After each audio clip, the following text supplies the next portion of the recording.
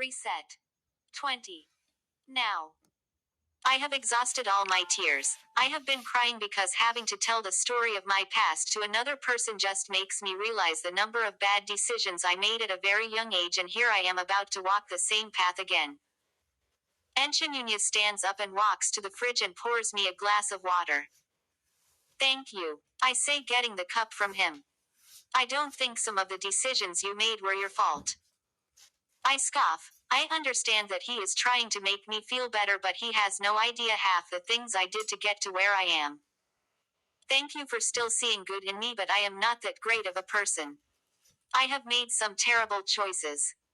Who hasn't? Come on, Channel, you were a child born of a mother that didn't want anything to do with you. She didn't even love you or even pretend to do so. Mark came on board and showed you a glimpse of love, and anyone in your shoes could have done what you did. You were a child. You needed to feel something, anything. It's good that you have that much faith in me. He walks to where I am and kneels before me, gets the empty glass from my hands and puts it down, then holds both of my hands.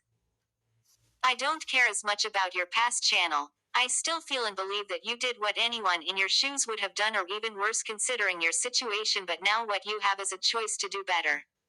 What you have is a chance to do right, and you can't allow your mother to keep you on your toes all the time. You just can't. I sigh deeply, wanting to believe him, but there is so much dirt on my hands he would never understand. What we are going to do now is go and see her and tell her that whatever she has up her sleeves is not going to happen.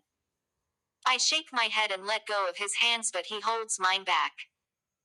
You need to take control of your life. You have been running away as much as you can, and unless this is the life you want, I can't say no. But I am willing to hold your hands and walk you through this if you agree to stand up and take control of your life. I swallow hard. I am very persistent, so get ready because we are going to see her. I look at him like he has developed a second head. Honestly, this sounds all too good, but I know what is involved and I am not sure I am about to go down that road. Channel, I am not taking no for an answer. We are going to see your mother and you will need to do a lot of convincing if we change our minds. He can be quite persistent and a part of me wants to see where this goes, but again, the last time I disobeyed Sue things didn't go so well. It's a bit scary. I change into comfortable clothing and we use his car. I have never wanted a drive to be long so bad. I am not scared of Sue, but it's what she might tell Nchimunya that I am scared to face. I was going to tell him everything, but somehow I omitted the reasons as to why I have been on the run, and knowing Sue, she will do everything to destroy every good thing in my life.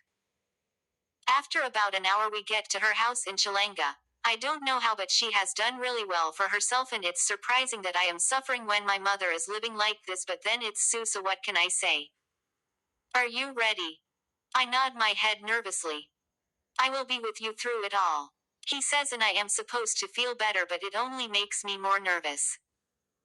We walk to the front yard hand in hand and a help receives us by the door. She tells her to wait in the living room as Sue is in a meeting with someone and she would join us as soon as she is done.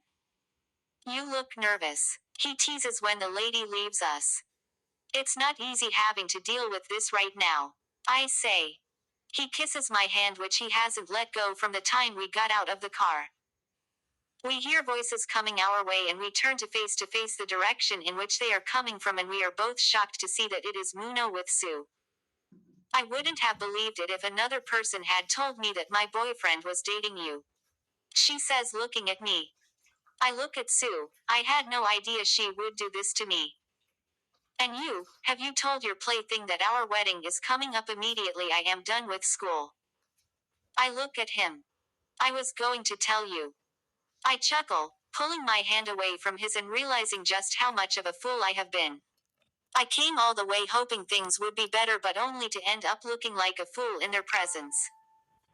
Don't worry, Beatrice. I am sure you knew within you that he would never end up with a woman like you, not so. I look at all three, wanting the ceiling to come down and just bury me because this is all too much to bear. Your friend and author, Winnie. Hibiscus.